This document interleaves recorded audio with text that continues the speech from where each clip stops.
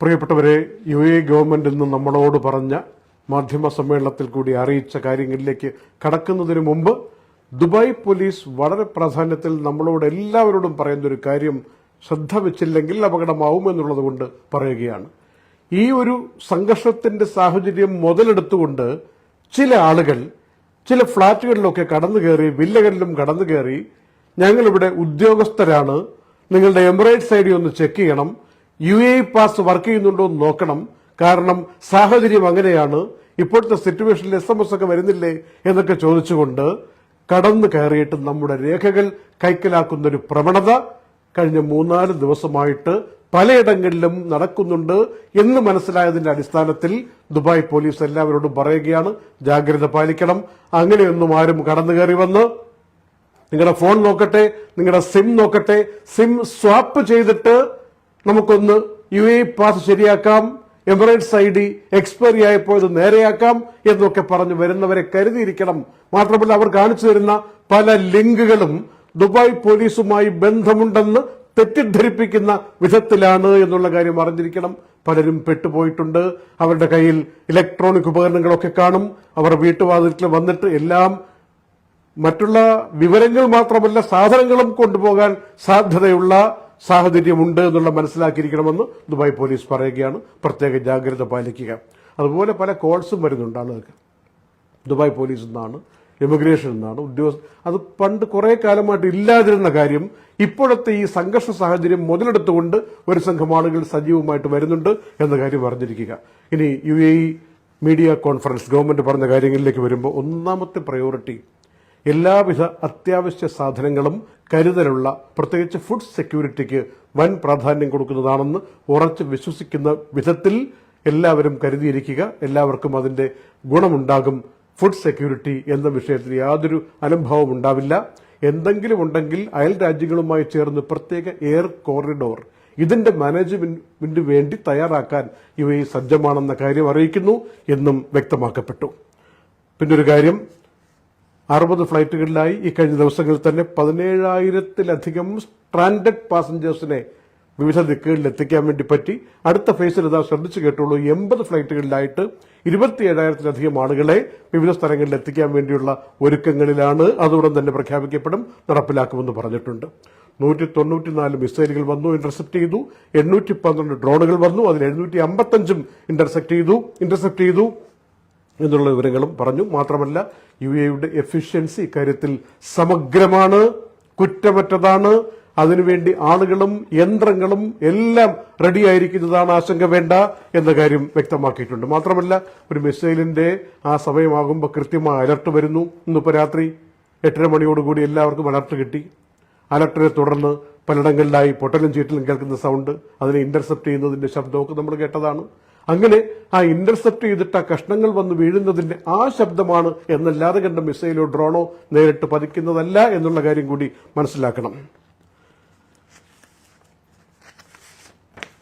ഇനി ഏറ്റവും പ്രധാനപ്പെട്ട കാര്യം അറിയാമല്ലോ, ഈ ഒരു രാജ്യത്ത് മാത്രമാണ് ഭരണാധികാരികൾ ജനക്കൂട്ടത്തിനിടയിലേക്ക്, ഷോപ്പിംഗ് മാളുകളിലേക്ക് ഇറങ്ങിച്ചെന്നിട്ട് പ്രവാസികളോട് ചോദിക്കുന്നു, സുഖമല്ലേ, എങ്ങനെയുണ്ട് ജീവിതം, നന്നായിരിക്കൂ എന്നൊക്കെ ആശംസിച്ച് ചിരിച്ചുകൊണ്ട് കൈകൊടുത്ത് ആശ്ലേഷിച്ച് ആലിംഗനം ചെയ്ത് കടന്നുപോകുന്ന ദൃശ്യങ്ങൾ ലോകത്തെവിടെ കാണാൻ പറ്റും? അതുകൊണ്ടാണ് 200-ലധികം നാഷണാലിറ്റീസ് ഉള്ളൊരു രാജ്യമായി ചെറിയ രാജ്യം യുണൈറ്റഡ് അറബ് എമിറേറ്റ്സ് മാറിയിരിക്കുന്നത് എന്ന് നമ്മൾ ഉറച്ചു വിശ്വസിക്കണം.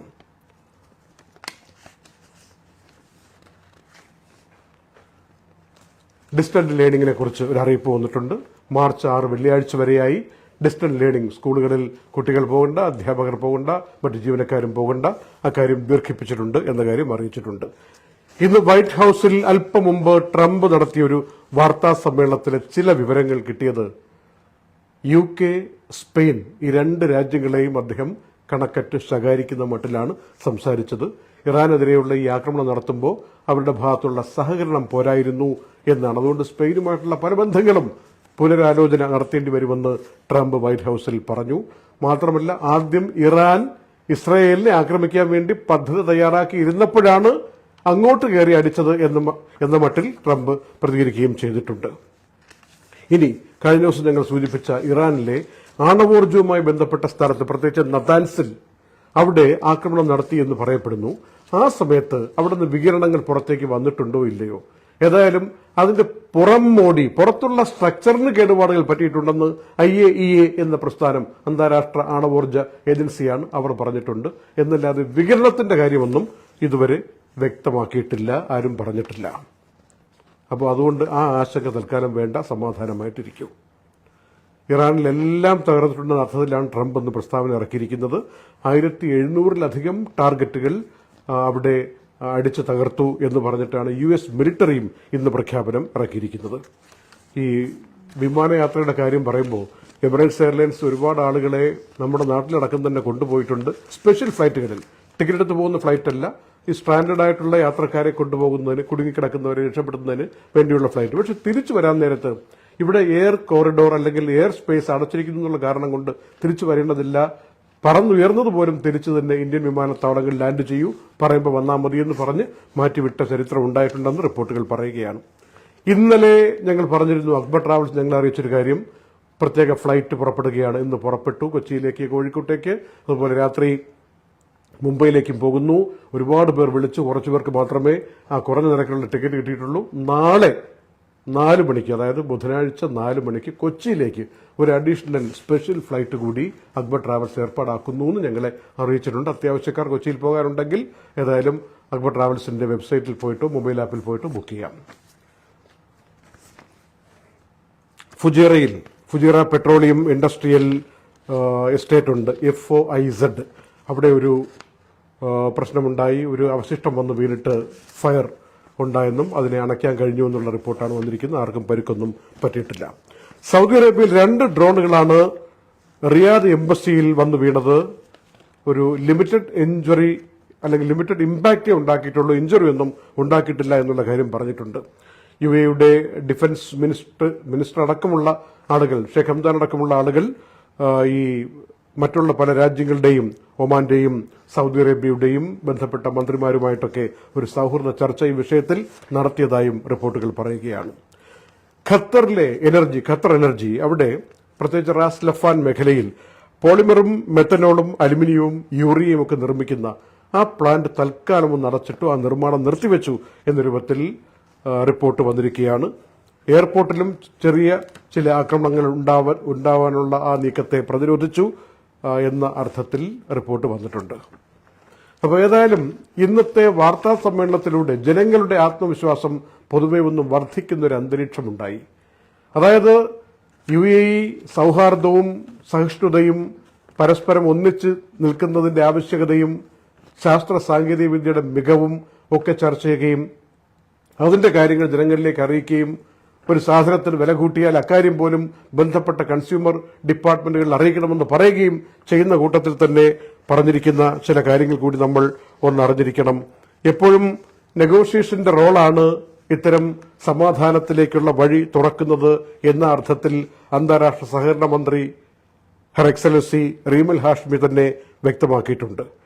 അപ്പോൾ ഒരു സ്റ്റെബിലിറ്റിയും സെക്യൂരിറ്റിയും എന്നുള്ളത്, ഈ സെക്യൂരിറ്റി എന്നൊക്കെ പറയുന്ന ഫോഴ്സിന്റെ മാത്രം ഉത്തരവാദിത്തമല്ല, സേന മാത്രമല്ല, നമ്മളെല്ലാവരുടെയും ഉത്തരവാദിത്തം എന്ന രൂപത്തിൽ അതിൽ ചർച്ചയുണ്ട്, കാഴ്ചപ്പാടുകളുണ്ട്, പങ്കുവെക്കലുണ്ട്.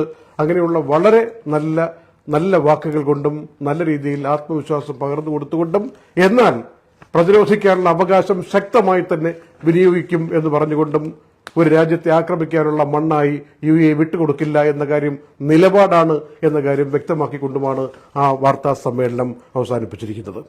അപ്പോൾ നെഗോഷിയേഷൻ, പിന്നെ ഒത്തൊരുമ, പരസ്പരം ഒത്തുചേർന്ന് പോകാനുള്ള കഴിവ്, ഇതെല്ലാമാണ് ഈ രാജ്യത്തെ ഇങ്ങനെ വ്യത്യസ്തമാക്കി നിലനിർത്തുന്നത് എന്നത് ഇവിടെ കഴിയുന്ന ആളുകളും ഈ രാജ്യത്ത് നോക്കുന്നവരും മനസ്സിലാക്കണം എന്ന കാര്യം കൂടി പ്രത്യേകം മന്ത്രിമാർ ഇന്ന് ഓർമ്മിപ്പിച്ചിട്ടുണ്ട്. അതുപോലെ തന്നെ നമ്മുടെ MA യൂസുഫലി എന്ന് പറഞ്ഞ കാര്യങ്ങൾ, നാട്ടിലെ ചില മാധ്യമങ്ങളൊക്കെ പലതും പെരുപ്പിച്ച് കാണിച്ചിട്ട് നമ്മുടെ മാതാപിതാക്കളെ, നമ്മുടെ സഹോദരി സഹോദരന്മാരെയൊക്കെ വളരെയധികം കഷ്ടത്തിലാക്കുന്ന, അങ്കലാപ്പിലാക്കുന്ന വിധത്തിൽ വാർത്ത കൊടുത്തുകൊണ്ടിരിക്കുന്നത്, ഈ കമന്ററി പോലെ കാര്യങ്ങൾ പറഞ്ഞുകൊണ്ടിരിക്കുന്നത്, ഈ ഒരു സാഹചര്യത്തെയൊക്കെ അദ്ദേഹം ഒന്ന് പറഞ്ഞു, നിങ്ങളൊന്ന് സമാധാനപ്പെടണം, ഇവിടെ സുരക്ഷയുടെ കാര്യത്തിൽ അങ്ങേയറ്റം പ്രാധാന്യം കൊടുക്കുന്ന രാജ്യമാണെന്ന് മനസ്സിലാക്കി നിങ്ങൾ എല്ലാവരും ഇവിടെ ഉണ്ടല്ലോ എന്ന കാര്യം മനസ്സിലാക്കിയിട്ട് മുന്നോട്ട് പോകണമെന്ന അഭ്യർത്ഥന എല്ലാവരും സന്തോഷത്തോടും അഭിമാനത്തോടും സമാധാനത്തോടും കൂടി സ്വീകരിച്ചിരിക്കുന്നു എന്ന കാര്യം കൂടി ഒന്ന് അറിയണം. ഞങ്ങളുടെ പ്ലാറ്റ്ഫോമിൽ ദുബായ് വാർത്തയെ തന്നെ ഇൻസ്റ്റഗ്രാമിലും ഫേസ്ബുക്കിലും യൂട്യൂബിലും ഒക്കെയായിട്ട് ലക്ഷക്കണക്കിന് ആളുകളാണ് ആ വീഡിയോ കണ്ടതും MA യൂസഫലിക്ക് അഭിനന്ദനങ്ങൾ അർപ്പിച്ചുകൊണ്ട് അതിൽ കമന്റ് ഇടുകയും ഒക്കെ ചെയ്തിരിക്കുന്നത്. അപ്പോൾ ഒരു ആത്മവിശ്വാസം കൈവിടാതെ മുന്നോട്ട് പോകട്ടെ എന്ന് മാത്രം ആശംസിച്ചും ഇന്നത്തെ ദുബായ് വാർത്താ നൈറ്റ് അപ്ഡേറ്റ്സ് അവസാനിപ്പിക്കുന്നു. നന്ദി.